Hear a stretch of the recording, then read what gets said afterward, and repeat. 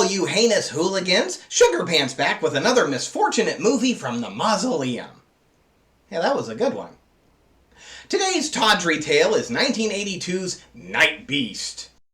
What's the plot? An alien crash lands to Earth and kills a bunch of small-town hicks for absolutely no fucking reason. It kind of plays out like an earlier entry of the Friday the 13th series, but instead of a hockey mask juggernaut that's become a household name, we have a bulletproof shaved gorilla in a tracksuit. Also, this movie is the very first screen credit of J.J. Abrams, but he was just doing music and sound effects, so there's very little chance of him taking a giant steaming mystery box shit all over your fondest childhood memories with this one. Hey guys, what's going on? So let's jump right in with the sleaze docket to see what Nightbeast is serving up. We have 25 dead bodies, 12 cups blood, 4 naked breasts, 3 naked butts, 1 naked bajingo, gratuitous pew-pews, 9 vaporized bodies, 2 vaporized cars, 2 disembowelings, 2 ripped faces, 1 strangulation, 1 arm-ectomy, 1 double mastectomy, 1 decapitation, 1 gunshot to the chest, 2 electrified bodies, 1 awkward sex scene, and 1 extremely sweaty ass. Our movie begins with the old Windows screensaver crashing for a bit thanks to the shitty CPU not being able to handle the addition of text. Suddenly, a giant space butt plug comes blasting in from an unknown corner of the galaxy. As it begins to drive past the bad part of the solar system, it hits some errant space debris and is forced to make an emergency landing on Earth. Amazing how aliens always crash in the United States, isn't it? What the hell was that?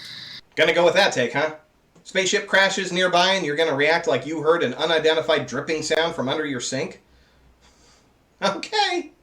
An incredibly pissed off rubber mask steps out of the ship just as it celebrates the 4th of July. Apparently the Nightbeast was smuggling intergalactic fireworks.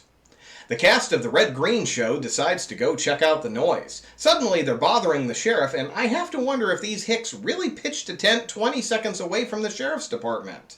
Sheriff Cinder and the camping boy decide to go round up a posse and go check out the disturbance. We then get several minutes of armed flannel roaming the countryside.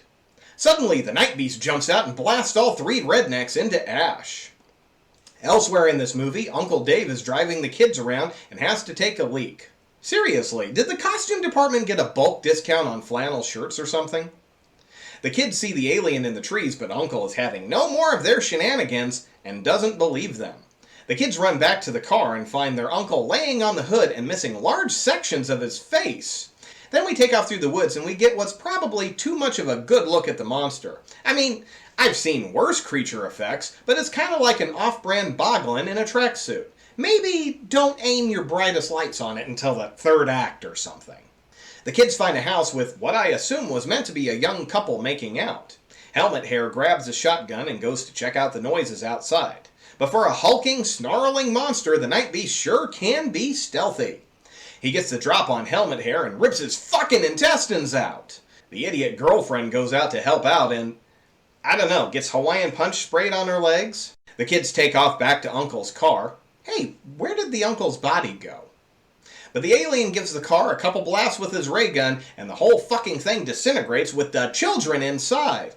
Oh, how I miss the days when you could kill kids in a horror movie. Finally, the sheriff's posse arrives with guns and flashlights, and every person who isn't law enforcement is wearing flannel. But they all have their guns, so at least we don't have the atypical, let's check this out cliche without preparing for danger. Eventually, they get within firing range of the alien, and he goes all fucking Contra on their asses.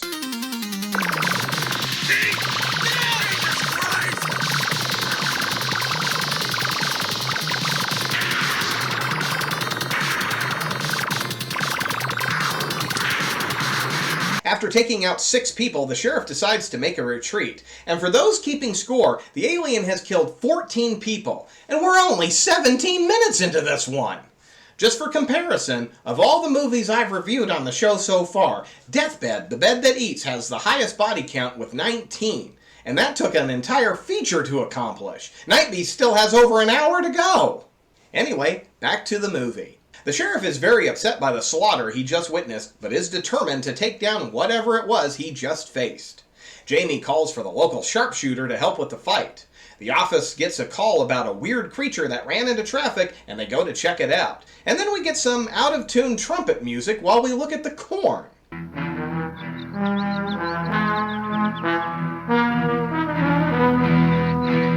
I mean, I get why. Listening to some disaffected high school teenager blob his way through a trumpet recital is just the epitome of horror.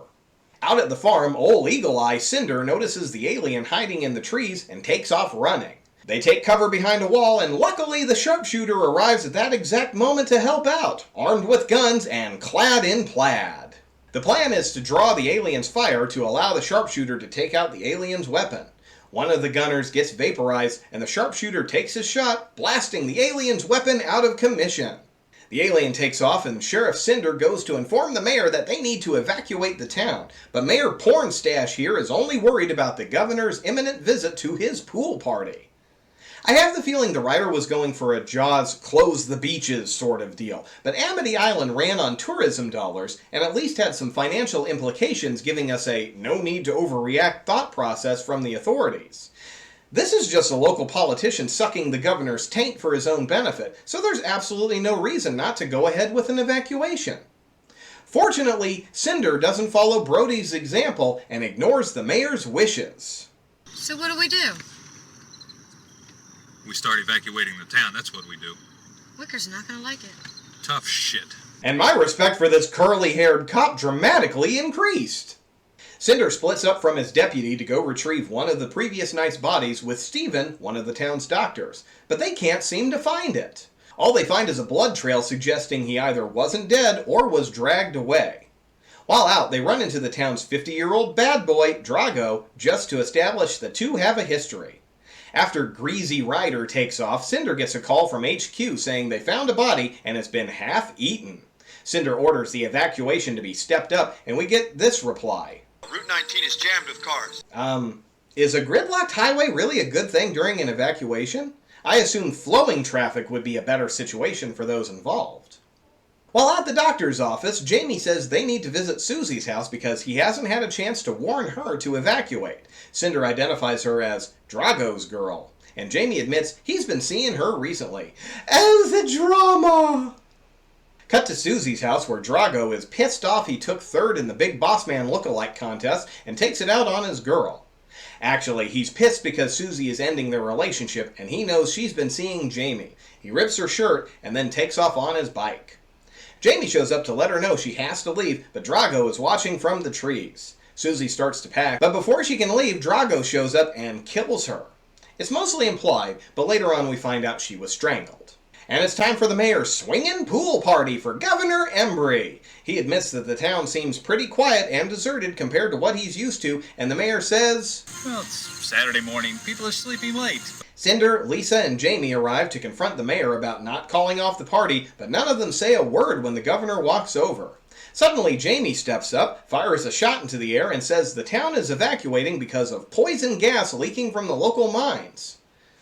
Why that's better than there's someone killing people in town and we've got 14 confirmed dead, I don't know. The governor gets all pissed off that the mayor lied to him this whole time, and he sobs like a little bitch. Back at the doctor's office, a few randoms are bringing in someone who busted his leg. One goes out to the car and gets de-armed by the Nightbeast. And I gotta say, this just might be a cinematic world record. From the time he was introduced, it took a mere 41 seconds to kill off the one black guy in the movie. His friends come out to investigate, and the movie straight up fucking steals the soundtrack from The Incredible Melting Man. Ted Nelson. Ted Nelson. Ted Nelson.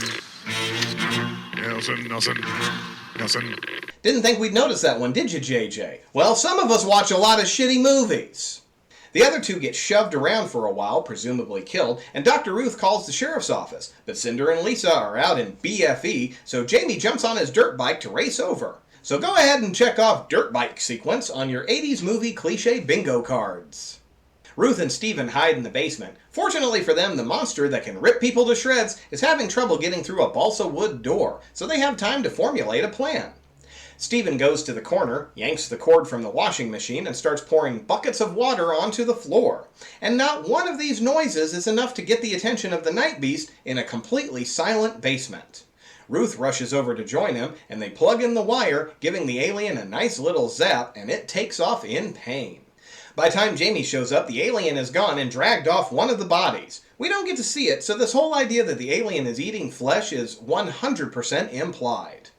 Suddenly, a car pulls up with Susie's dead body in the trunk. They confirm she was strangled, and it wasn't the work of the alien. Drago's out in the forest having a beer and some quiet time when Jamie rolls up and they get into a knockdown, drag-out fight that rivals anything seen in They Live.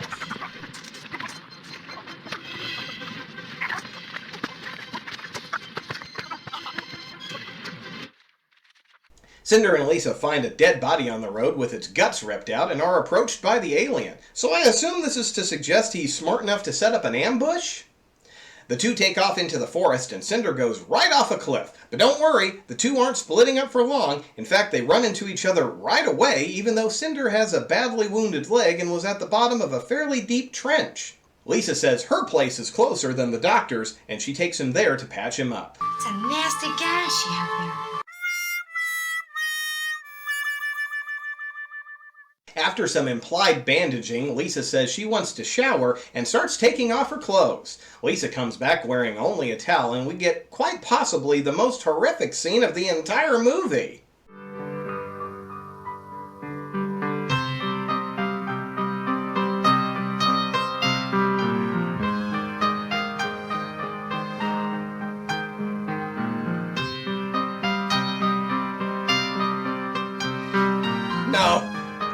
No, God, no! Later on, the mayor and his assistant are shit-faced drunk and sloppy. Steve stops by and calls the sheriff to let him know they still haven't left town. Cinder says he's on his way to join him. The assistant finds the alien in the basement, and her screams wake the mayor from his drunken nap time. Jesus, Mayor Swampass really soaked that fucking robe, didn't he? Eventually, he stumbles down into the basement and finds his assistant with her chest all ripped open. The alien pops out and we get this glorious decapitation. Cinder and Lisa show up, still reeking of fuck fumes, and stumble across the bloody remains. The sheriff gets on the phone and is surprised to find out the mayor didn't call in for state assistance, so they're on their own. Cinder suggests they just skip town too, since it appears they've been beaten by a bulletproof monster. That's when they come up with the plan to try and electrocute the alien, since electricity seemed to hurt it before. Lisa waits outside while the rest go to find an electrical coil, and she's attacked by Drago. Why is he still in town? He murdered his girlfriend and got beat up by Jamie. Seems like the perfect opportunity to skip town and disappear forever would be during the panic and confusion of a town evacuation. But having one antagonist just isn't enough. Drago rips Lisa's uniform and slaps her around a lot, but she never once screams to alert anyone inside the building. Finally, Cinder hears a tiny bit of struggle noises and slowly creeps outside. Which makes a lot of sense. There's a killer alien that can rip people to shreds in seconds, and you hear a commotion. So let's take a long time to check on the woman you love. Drago gets the jump on Cinder, but before he can kill him, Jamie blasts him through the chest. Lisa's okay, but Ruth says, Jack, we have to get her out of these clothes. Why? Don't get me wrong, I'm all for another chance at some nudity, but can it at least make sense? Drago ripped a few buttons, and apparently that's cause for an entire wardrobe change, including her pants. The gang brings the electrical coil and begin to set up their trap. Lisa starts handing out firearms, even though we've already established they don't affect the alien at all. And I have no idea who this guy is, but at least he's wearing the standard issue plaid flannel. You know, I'm starting to think that plaid is just this movie's version of Star Trek's red shirt. The next several minutes is just a lot of wire stretching, standing around, and looking scared. Finally, the alien gets tired of the filler bullshit and attacks Steven. I assume he gets his neck snapped, but it's not really clear how he's killed. Ruth is hysterical, and everyone keeps shooting useless bullets into the alien. Eventually, the unnamed flannel gunman is taken down. Cinder and Lisa try to lure the alien into the trap while Ruth waits at the switch. Jamie holds the wires in place to keep the alien from escaping and calls out to turn on the juice. He's instantly fried and drops to the floor looking more like a Nightbeast himself. The alien, meanwhile, explodes in a fiery death. And that's it! Alien's dead! Movie's over. No explanation, no epilogue, no monster comes back for one more jump scare bullshit. Movie literally lives and dies with the monster, and I'm totally fine with that. Nightbeast was written and directed by Don Dohler, and it was an updated version to one of his previous movies, The Alien Factor, in 1979. In fact, both movies even have a lot of the same actors playing the same characters. Sheriff Cinder, Mayor Wicker, Stephen and Ruth. I've actually seen both movies, and from what I can remember, I think Nightbeast is the overall better movie. Now this is a prime example of how remakes should be handled. The director made a stinker, learned from the experience, then comes back to make an improved final product. But the Alien Factor has some really cool stop-motion animation, and I'm always a fan of that. Most of the cast seem to work exclusively in Dohler projects, though a couple have done some other work, most notably George Stover, who played Steven. He's worked pretty steadily over the years and still has some projects on the horizon. However, John Dodds, one of the two actors behind the Nightbeast mask, has gone on to have some nice success in the world of special effects, working on The Deadly Spawn, Star Slammer, Poltergeist 3, Black Roses, and Ghostbusters 2. He was also one of the puppeteers on Metamorphosis, The Alien Factor. If you didn't see that one, go check out my review from Season 1. Well, thanks for joining me for another low-budget monstrosity from the basement. And until I greet you again, this is your old pal Sugar Pants. See you in your dreams.